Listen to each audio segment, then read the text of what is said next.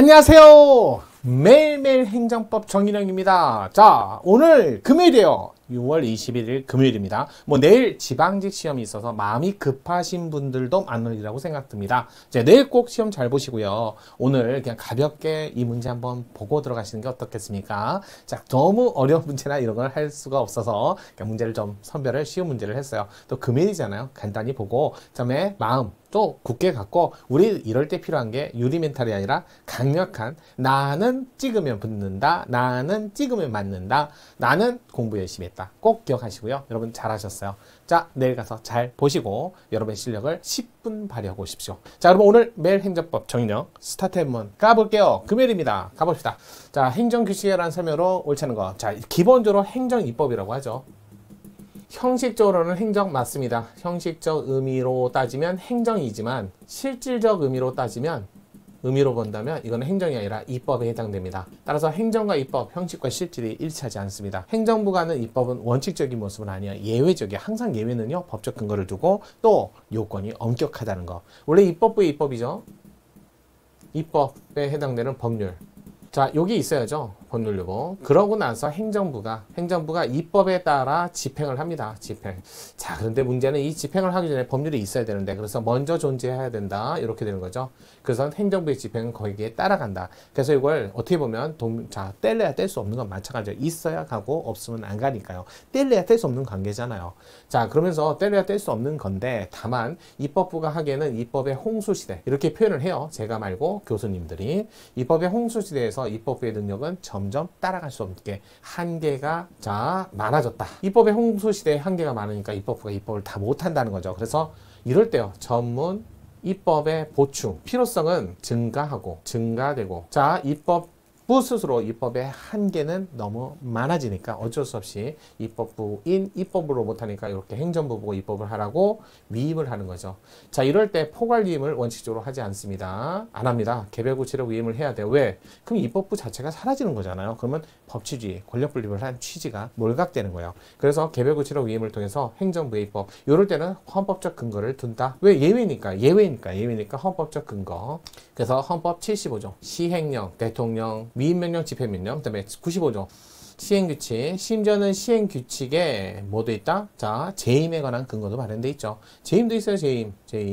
그래서 시행령에서 여기서 다시 위임 또는 법률에서 위임도 되고요. 그 다음에 시행령에서 위임되고요. 또 마찬가지로 법률에서 시행령으로 위임도 하고요. 이런 식으로 위임을 한다는 거예요. 그래서 재임도 가능합니다. 대강을 정하고 위임받은 사항의 대강을 정하고 그 범위 내에서 특정을 해서 다시 재임할 수 있다. 이런 판례 문구는 반드시 암기하셔야 돼요.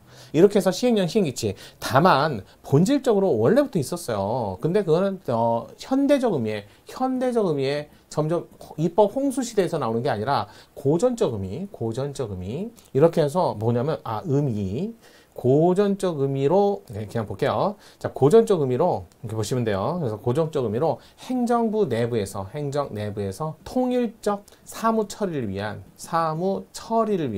그래서 공무원이 바뀌든 어디 지역에 가든 똑같은 사무 처리를 위해선 기준이 필요한 거죠. 그래서 내부 통제, 통일, 기준, 행정규칙이란 말을 쓰죠. 자, 행정규칙은요, 이거 한마디로 얘기해서 이건 옛날부터 있었어요. 행정부 내부에서 사무 처리를 위한 통일적 기준, 국민과의 관계에서 쓰는 거 아니니까. 그래서 이 고전적 의미의 행정 입법은 법규성이 없다. 위법적 법원에서 판단할 때도 기준으로 쓰지 않습니다. 하지만 현대적 의미의 행정입법으로서 이걸 우리는 통칭으로 법규명령이라고 부르고요. 그 법규명령에는 시행령과 시행규칙으로 나눠지고 위임을 통해서 만든 위임명령과 위임명령이 너무 어려운 전문적 용어를 조금 더 해설하기 위해서 직권명령, 집행명령이라고도 하죠. 이런 것들을 두게 된 거죠. 그래서 고전적 의미의 행정규칙과 현대적 의미, 전문입법의 보충을 위한 법규명령 분명히 구별하셔야 돼요. 물론 우리 아시죠? 이 중간에 어중간한 녀석들도 없지 않아 있습니다. 요 사이에 낀 거. 자, 외형은 법규명령인데 실질은 행정규칙인 거. 거꾸로 외형은 행정규칙인데 실질이 법규명령인 것도 있어요. 그걸 우리는 법령 보충 행정규칙이라고 부르고, 외형은 법규명령인데 실질이 행정규칙인 시행령 별표, 시행령 사무처리 기준, 요걸 담은 내용. 하지만 시행령 별표는 법규성도 있고 외형도 시행령이다. 이렇게 보니까요. 그거는 판례에 따라서 가시면 될 것 같아요. 그렇게 정리하시면 되죠. 또 이거 사후 통제도 중요합니다. 국회 통제, 행정부 통제, 사법부 통제, 국민에 대한 통제. 국민에 대한 통제는 거의 시험 문제 나오지 않아요. 정치적 책임을 묻는 거에 불과하니까 실효적인 게 별로 없어요. 다음 선거 때 노안 찍어밖에 없으니까요.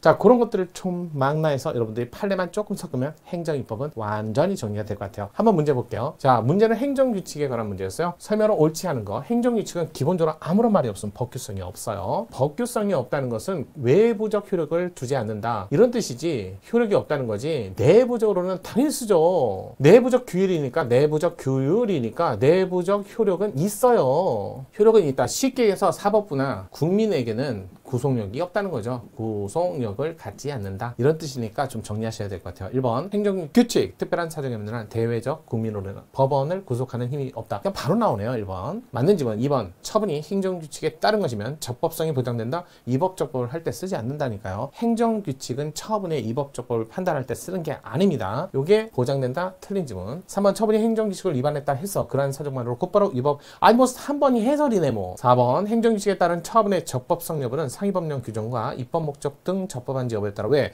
행정규칙에 따른 처분은 위법적법을 따질 때는 행정규칙이 아니라 상위법, 일반원칙 이런 걸 들고 와야죠. 요거요. 상위법령이 있는지 살펴보고 없으면 입법의 목적 또는 일반원칙 이런 것들을 보고 목적을 달성하기 위한 수단으로서 일반원칙 이런 것들을 보는 거예요. 목적과 수단을 관한 원칙 이런 것들을 통해서 판단해야 된다. 아주 정상적이죠. 따라서 시행령 별표, 시행규칙 별표, 특히 판례는 시행규칙 별표는 법규성이 없는 행정규칙에 불과하다. 그러면 이걸 판단할 때 그 시행규칙 별표에 따른 처분, 시행규칙 별표에 따른 처분의 적법성을 따질 때는 상위법을 보든가 법률, 아니면 상위법의 목적에 따른 수단으로서 일반원칙을 가지고, 그래서 적법한 선례가 있으면 자기구속원칙 이런 것들을 통해서 당의 행정행위의 위법적법을 논합니다. 아주 올바른 지문. 5번 행정규칙이 정한 바에 따라 바로 나오는 거예요. 되풀이 시행되어 행정활용이 이루어지면 이게 뭐예요? 적법한 선례가 다 했다. 자기구속원칙에 따라, 신뢰원칙, 평등원칙에 따라 자기구속을 받게 되는 바, 이러면서 위법적법을 판단할 수 있는 자기구속원칙. 아주 정상적인, 이게 스토리 있게 내려왔잖아요. 여기는 5번 지문까지 참 잘 쓸모있게 배치가 됐네요. 정답은 2번이었어요. 자, 오늘 금요일 6월 21일 금요일 매일 행정법 문제 봤습니다. 내일 시험 보시는 분들 정말 좋은 운을 그대로 받아서 시험장 가서 10분 실력을 발휘하고 오시길 바라겠습니다. 그러면 우리 다음 주에 뵙겠습니다. 감사합니다.